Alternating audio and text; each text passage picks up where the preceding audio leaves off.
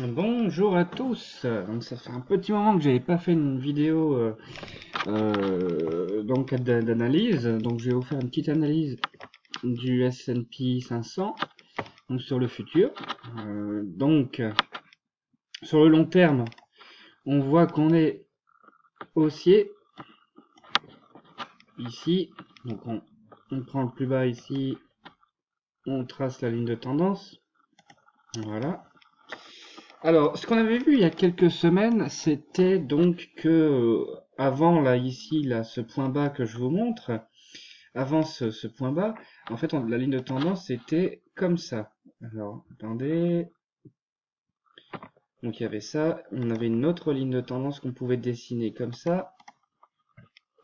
Et puis donc toujours cette ligne de tendance baissière. Voilà, donc sur le long terme, on est maintenant dans une nouvelle tendance haussière, puisqu'on avait cassé cette tendance-là qui semblait ultra solide. Donc on l'a cassé, on a fait un pullback dessus, on est reparti à la baisse. Et ensuite sur ce niveau à 1803 ici, on a fait un rebond, et maintenant on est à 1994,25.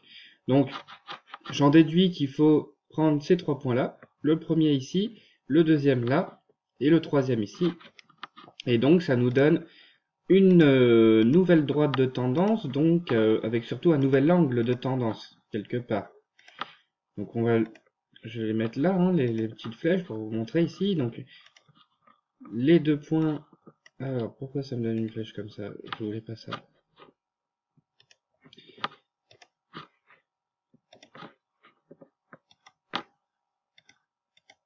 Alors, super, super. Quand ça veut pas.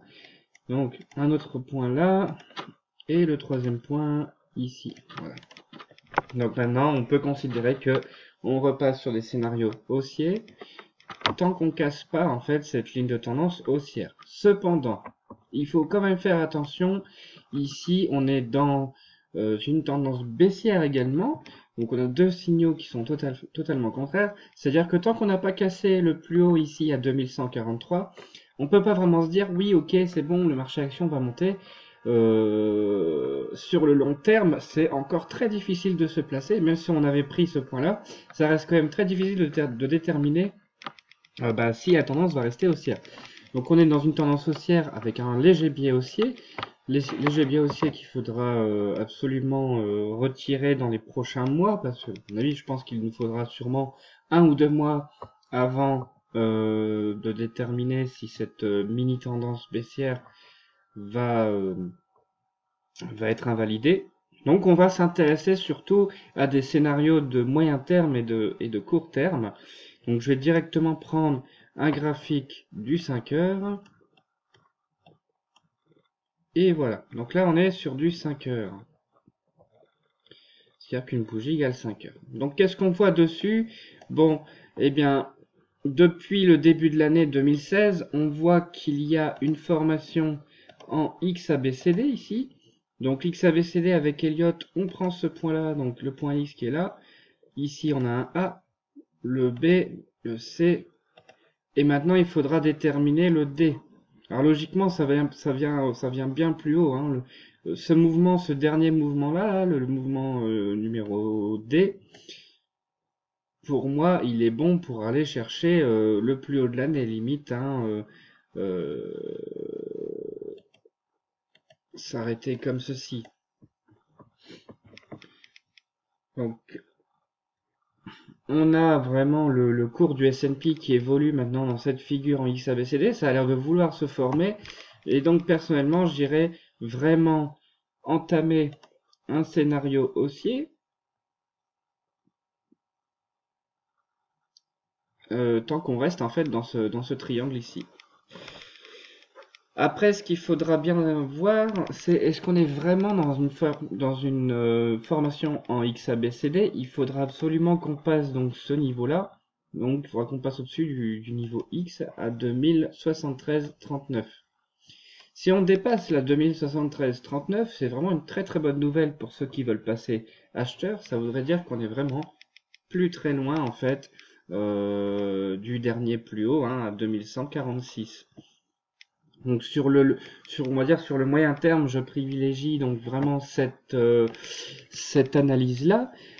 On sait aussi que bon, en général vers avril, mars-avril, ce sont 2 mois qui sont en général accumulateurs d'actions. Donc c'est des mois souvent très haussiers sur les actions. Bon, on peut pas non plus se dire oui, comme on est au mois de mars et au mois d'avril, c'est forcément haussier, hein. Il y a eu des mars-avril qui ont été baissiers, mais on peut se dire quand même que bah, depuis décembre, c'est vrai qu'on n'a pas eu vraiment un marché action super dynamique, et je pense qu'il est temps en fait pour ce marché action de montrer de quoi il est encore capable. Et de toute façon, s'il le montre pas, au mois de mai, il va se prendre un carton, ça c'est clair.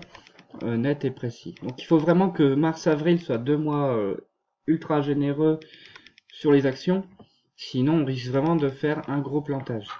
Donc ça c'est vraiment sur le moyen terme. Sur le moyen terme, donc je viserai plutôt les 2146, tant qu'on reste en fait dans ce triangle-là, dans l'idée de créer la figure XABCD pour les héliotistes. Après, donc là on est quand même sur un niveau assez intéressant, donc juste un petit peu avant les NFP, pardon, qui doivent être publiés tout à l'heure à 14h30, donc on est quand même là, ici, sur ce niveau. Il faut faire attention, si le chiffre est très mauvais, ça risque, il y a bien un risque encore présent, d'aller chercher cette baisse. Uniquement si le NFP, il est vraiment pourri. Par contre, si vraiment ce NFP est bon, dans ce cas, il n'y a pas de souci, on continue à évoluer dans ce triangle, et justement, ce sera sûrement le mouvement de la semaine prochaine. Ça, c'est pour le moyen terme, on y arrive, on va mettre une verticale, hein, mais oui, pour la fin du mois, pourquoi pas. Pour la fin du mois, ça peut être sympa. Ça fait un peu beaucoup, hein, peut-être la fin du mois, la mi-avril, mais honnêtement, je pense que le scénario haussier est vraiment assez intéressant à jouer, hein. Sur le plus court terme, là, on est vraiment, j'observais depuis ce matin, on est vraiment quelque chose de assez haussier, hein, très très haussier. Donc, si je reprends un graphique, donc on est vraiment dans cette trame haussière là, depuis, ça va faire maintenant 5 jours, hein, voire un peu plus.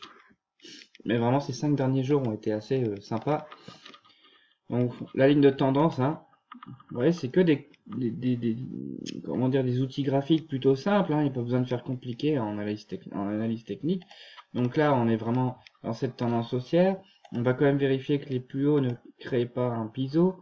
Et jusque là, ça me paraît ressembler légèrement à un biseau, mais bon, les biseaux, j'aime pas trop les biseaux personnellement. Donc voilà, le cours est encore soutenu par cette grosse ligne de tendance que je vais mettre ici. Voilà, le cours est encore vraiment soutenu par cette ligne de tendance. Et maintenant, il faut voir si cette ligne de tendance à court terme tient. Si elle tient pas, on a quand même un beau scénario short, puisqu'on pourrait retracer 50% du mouvement. Donc on peut toujours envisager deux possibilités. Hop. Donc reprendre les scénarios baissiers, comme j'avais dit. Hop. Donc tant qu'on reste là dans ce biseau ascendant, il n'y a pas de souci, on reste haussier. Bien sûr, on privilégie ici les points bas. Donc éventuellement un retour sur 1970 pour pouvoir reprendre un achat, ça peut être sympa. Mais si on casse le biseau par le bas, dans ce cas, on peut avoir très vite un décalage d'une bonne centaine de points pour aller viser le niveau 50 de Fibonacci. Voilà, donc ça c'était l'analyse de la journée, pardon. Et n'hésitez pas à mettre des commentaires sur la chaîne YouTube et éventuellement si vous avez besoin que je fasse un contenu qui vous intéresse, vous m'envoyez un petit email donc à quentin.granger62@gmail.com.